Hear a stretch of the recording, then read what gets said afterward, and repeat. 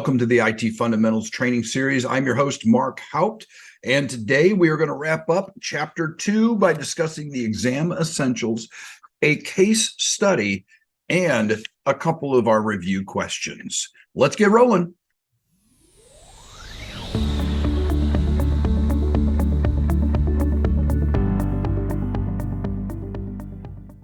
Welcome to the IT Fundamentals Training Series. Again, I'm Mark Haupt, your host, and let's get right into it as we wrap up Chapter 2. I told you we would go a little quicker on Chapter 2, in part because it's an easier chapter. It's fairly simple information versus that initial chapter where we try to get a clear foundation of a lot of important things like BIOS and disks and different things along those lines. And this chapter is a little more simple. We're talking about obvious and static things such as monitors and printers and things along those lines. So let's take a look at our exam essentials, the things that we want to make sure that we understand. We need to understand that features of common video connectors. Now, notice that we kind of skipped right over the kinds of monitors or projection screens, things like that are out there. We went straight for the connection types. And so we need to know the difference between VGA, DVI, HDMI, the DisplayPort, Thunderbolt, and USB. And if you recall back to that session when I was talking about the connectors, said, hey, we're going to need to know what a DisplayPort is. We're going to need to know what Thunderbolt is, but don't have to know a ton of stuff about it. And there was a section in there that identified the speeds at which each one of these would work against or work with. So you can kind of take a look at that. In fact, you can look at the summary of the connectors on table 2.3 on page 114 of your book. So that is, we jump straight into the connectors and really kind of forget about, if you will, flat screens versus CRT monitors and so on and so forth. All right. Understand the way in which each printer creates an image. So this is important. Laser printers used the dry powdery toner, and inkjets use liquid ink in small cartridges. That's essentially what you need to know about those printers. Is one's liquid, one's powder, and that's something that we went over in one of our segments as well.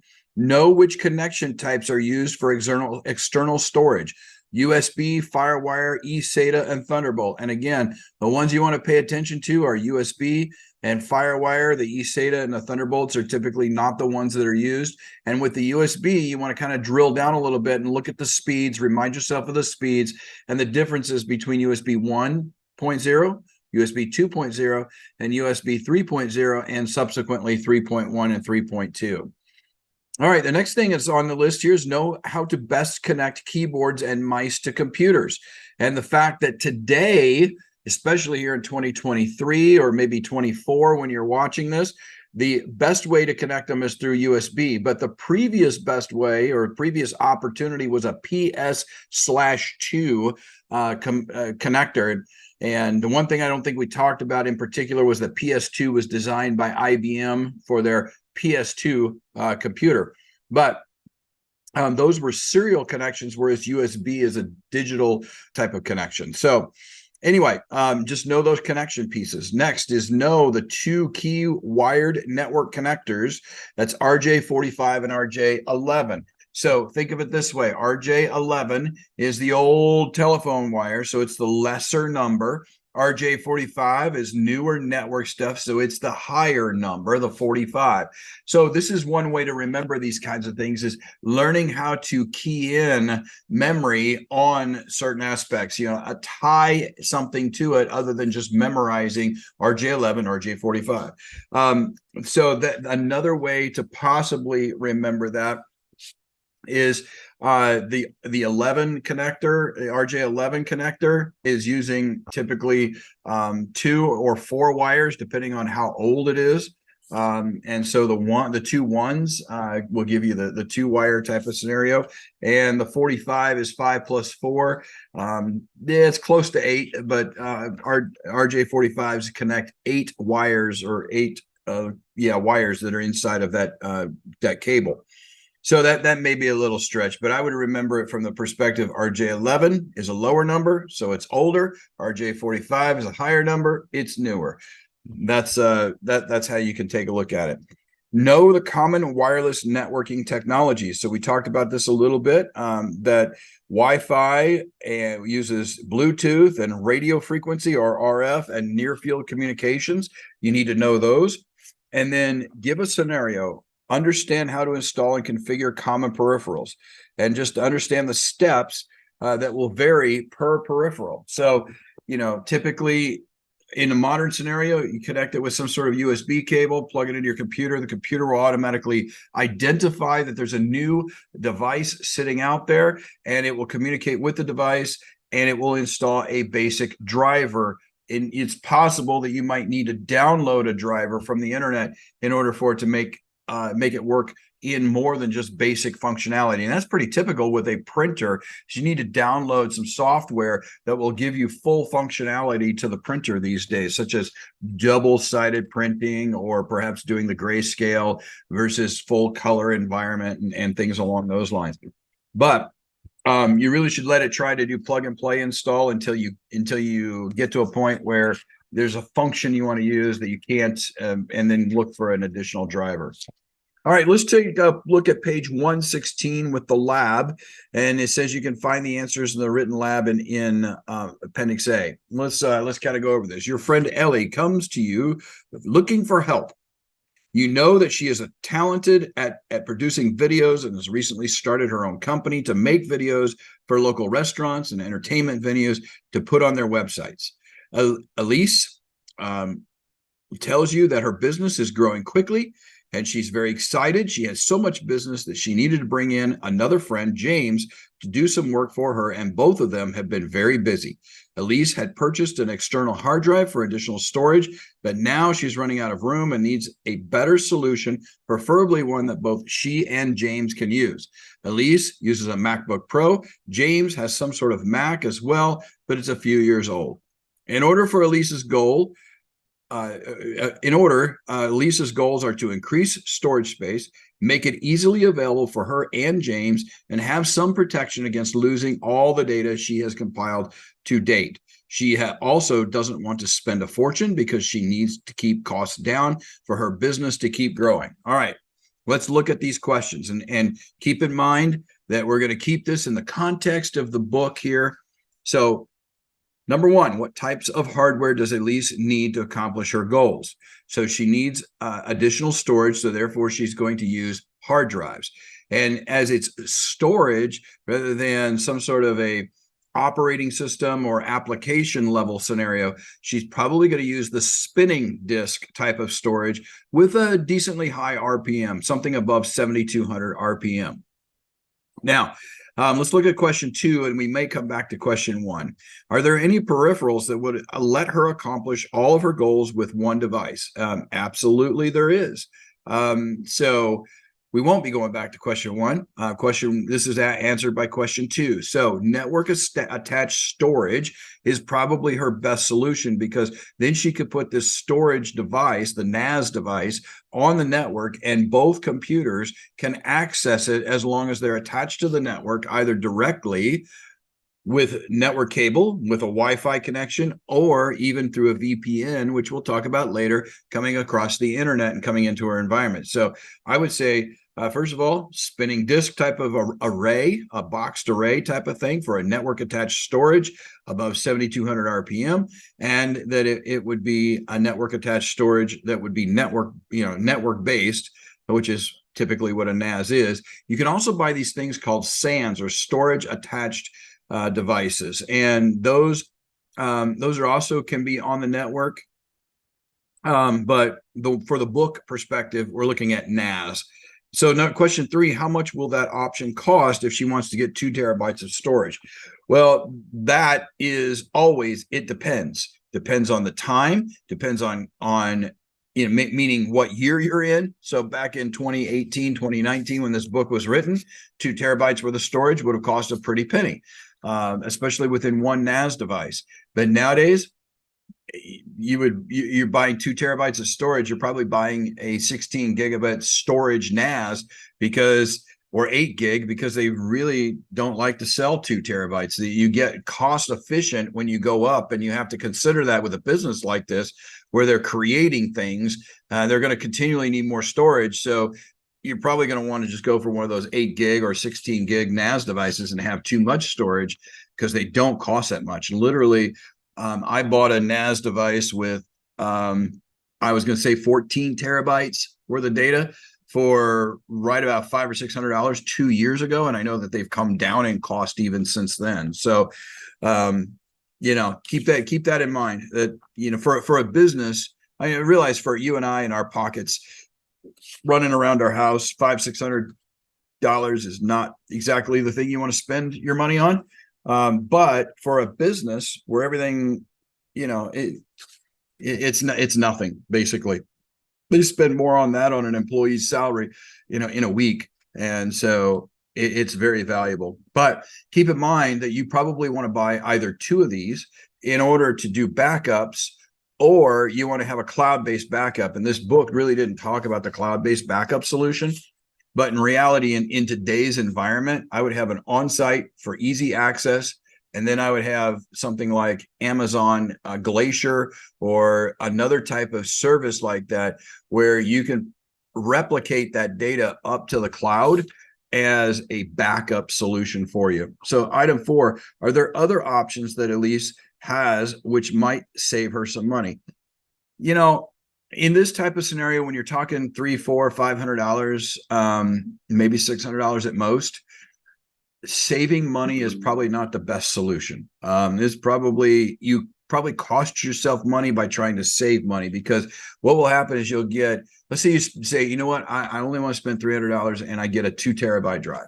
First of all, the cost per terabyte will be higher for a 2 terabyte drive at $300 than it would be for an 8 terabyte drive at $500, or even more so, a 14 terabyte at $600. I mean, think about it. You do the math. If you've got 2 terabytes at $300, that's essentially looking at about $150 per terabyte.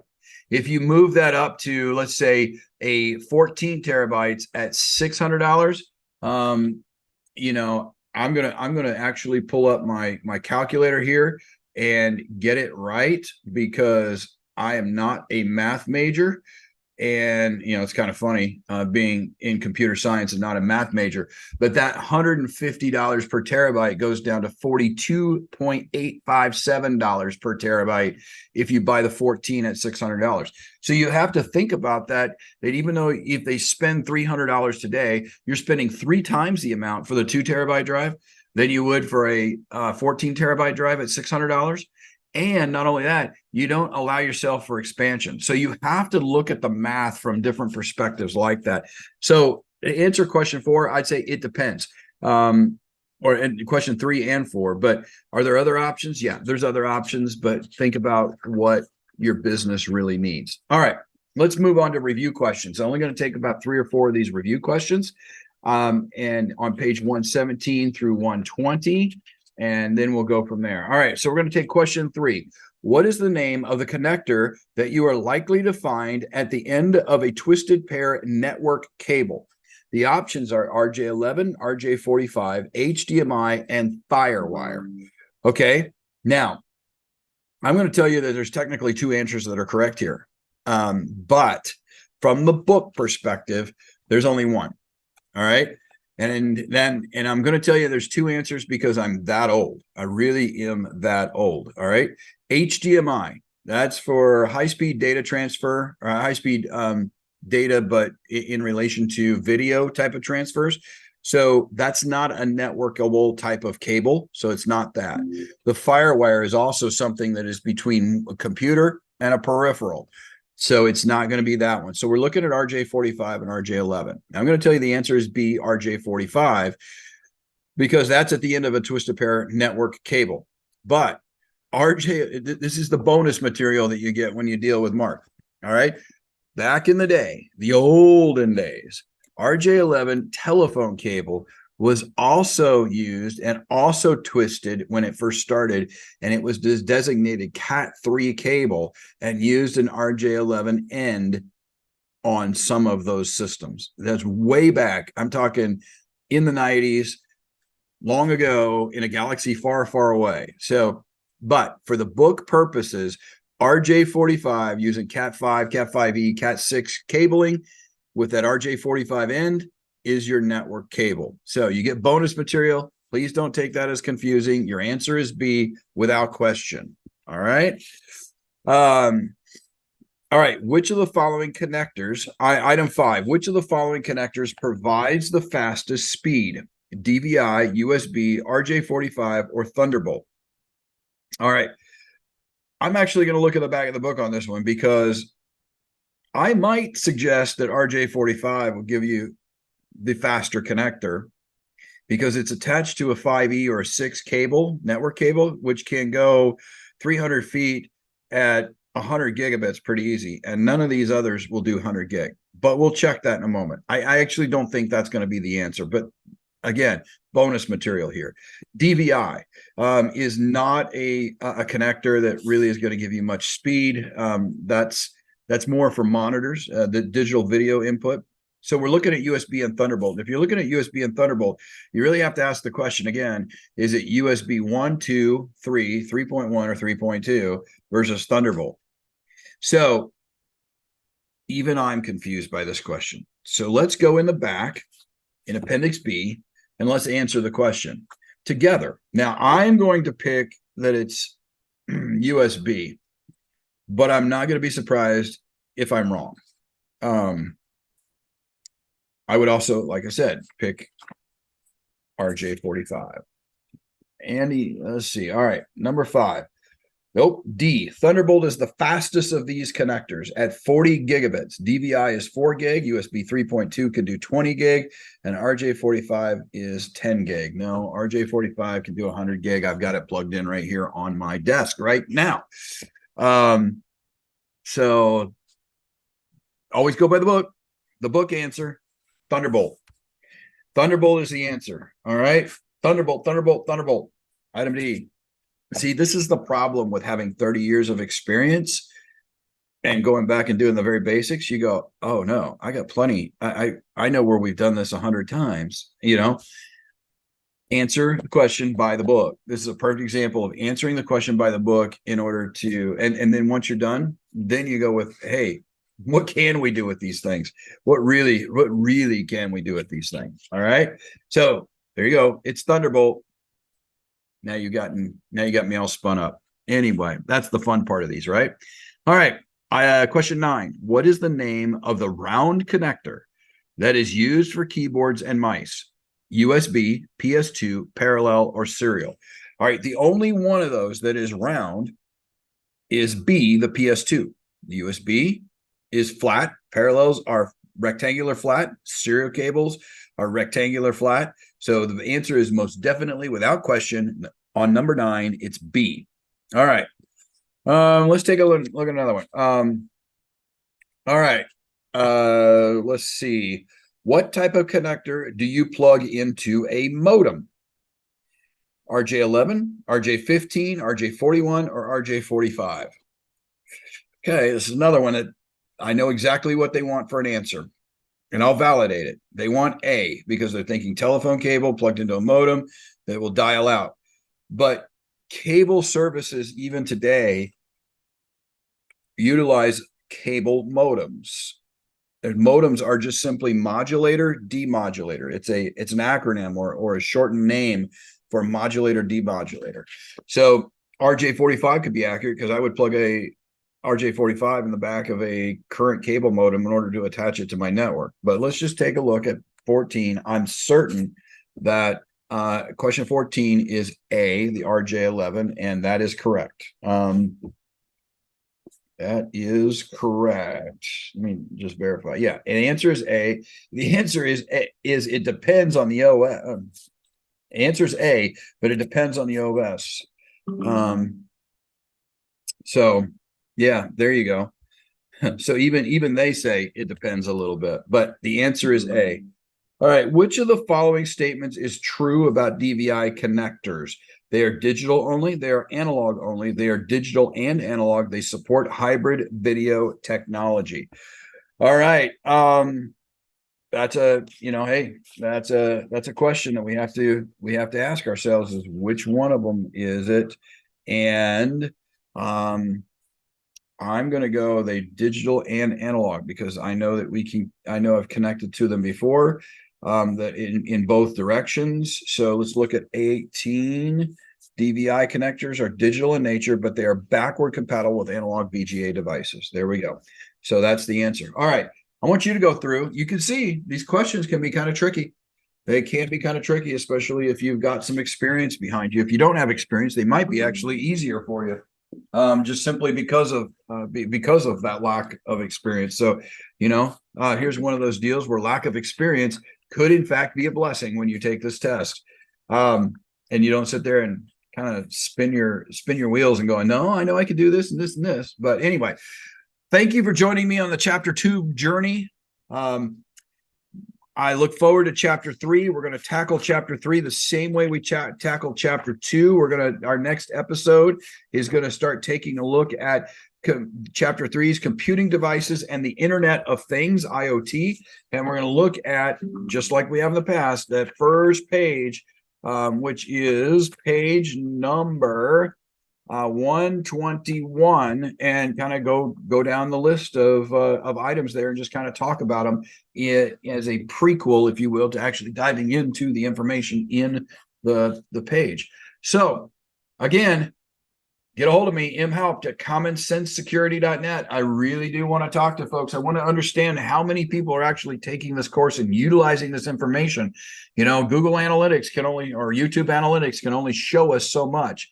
But hopefully there's a lot of people out there using this, or maybe in the future there'll be a lot of people using this.